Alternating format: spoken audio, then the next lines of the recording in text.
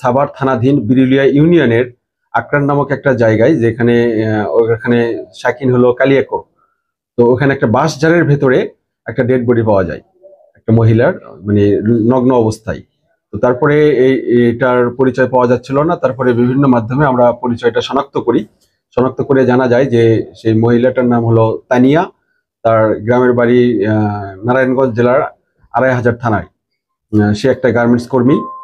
এরপরে আমরা তার পরিবারকে খবর দেই। খবর দেওয়ার পরে আমরা এটা দেখতে পাই যে তাকে শ্বাসরোধ করে হত্যা করা হয়েছে এবং গলায় ওড়না পেঁচিয়ে রাখা হয়েছে এবং সমস্ত শরীরে আহ, হলো কোনো কাপড় ছিল না, অর্থাৎ তাকে অর্ধনগ্ন করা অবস্থায় ছিল। এবং এরপরে আমরা এটা নিয়ে ঢাকা জেলা পুলিশ সুপার জনাব মোহাম্মদ আনিসুজ্জামান স্যারের দিক নির্দেশনায় সাভার থানা টিম, বিশেষ করে বিরুলিয়ার এসআই ওহাব সহ থানার টিমের একটা চৌকস দল এটা নিয়ে কাজ করা শুরু করে দেয়।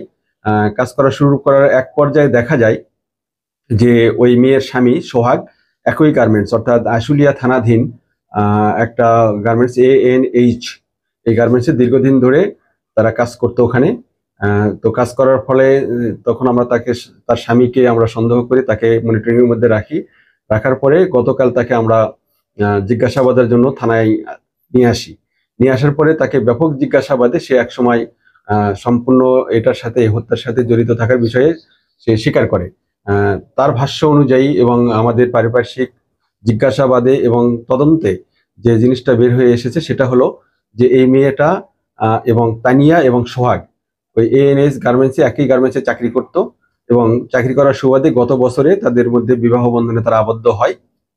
হওয়ার ফলে এবং তানিয়া সোহাগের দ্বিতীয় স্ত্রী, এবং তানিয়াও হলো দ্বিতীয় বিয়ে করেছে সোহাগকে। অর্থাৎ তার প্রথম দিকের একটা সন্তান রয়েছে, 6 বছর বয়স। সে তার গ্রামের বাড়িতে থাকে ২৫০০-এ। তো এদের মধ্যে যে সম্পর্ক আহ, থাকার ফলে এবং বিবাহ আবদ্ধনের ফলে তাদের একটা হলো পেটে বাচ্চা আসে। এই মেয়েটা যাকে মারা হয়েছে তার তিনি 4 মাসের অন্তঃসত্ত্বা ছিলেন। তো তাকে নির্মমভাবে মেরে ফেলেছে সে, এই সোহাগ। তো এই নৈপথ্যে কারণ যে সেটা হলো তার প্রথম স্ত্রী জেনেছে যে তাকে তুমি আবার বিয়ে করেছো, সেটা বাচ্চা আসছে, এদের মধ্যে একটা দ্বন্দ্ব চলছিল। তখন সে স্ত্রীকে অন্য পুরুষের সাথে পরকীয়া রয়েছে এই রকমের একটা অপবাদ দিয়ে তাকে সেদিন ঘটনার দিনে ওই তারা যে আশুলিয়া থানাধীন একটা বাসায় ভাড়া থাকতো, সেই ভাড়া থেকে তাকে নিয়ে যায় সাথে করে, বলে যে চলো আমরা বেড়াতে যাই 23 তারিখে রাত 8টার সময়। তারপরে তাকে 23 তারিখ রাত 8টার সময় বেড়ানোর নাম করে নিয়ে গিয়ে বিরুলিয়া ইউনিয়নে, অর্থাৎ সাভার থানাধীন এই কালিয়াকৈর জায়গায় ওই বাঁশ ঝাড়ের মধ্যে সে বলে যে তোমাকে চলো এই ভেতরে নিয়ে যাই।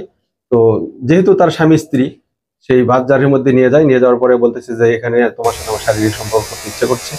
তো তার সাথে শারীরিক সম্পর্ক করে, যে করে হোক শারীরিক সম্পর্ক করার এক পর্যায়ে সে তাকে আহ, হলো গলায় চিপে ধরে শ্বাসরোধ করে। শ্বাসরোধ করার ফলে মৃত্যু নিশ্চিত করার জন্য ওই তানিয়ার ওড়না দিয়েই তার গলায় পেঁচিয়ে তাকে একেবারে নির্মমভাবে মেরে ফেলে। মেরে ফেলার পরে তাকে ওখানে রেখেই সে ওই অর্ধনগ্ন অবস্থায় রেখে সে চলে আসে। এরপরে আমাদের টিম এটা নিয়ে সার্বিকভাবে তদন্ত করে এটা আসছে এবং সে প্রাথমিক জিজ্ঞাসাবাদে সে সবকিছু দোষ স্বীকার করেছে।